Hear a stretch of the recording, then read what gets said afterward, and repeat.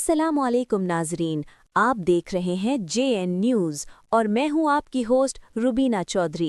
सबसे पहले नजर डालते हैं आज की अहम खबरों पर। बावलपुर से रिपोर्ट कर रहे हैं मलिक सईद चन्नर, तहसील मैनेजर और रहमत वेस्ट मैनेजमेंट कंपनी हासलपुर। मियां मोहम्मद तारिक ने union council Jamalpur, union council Shahpur और यूनियन कौंसिल कायमपुर शहर भर का हंगामी विजिट किया। सफाई सुथराई के काम का जायजा लेने के बाद मीडिया से गुफ्तगू करते हुए कहा कि वज़ीर आला पंजाब मरीम नवाज के vision, deputy commissioner Bahawalpur Syed Hassan Hazar और असिस्टेंट कमिश्नर हासलपुर हमाद अहमद की हिदायत पर तहसील भर में बिला तफरीक सफाई सुथराई का काम जारी है।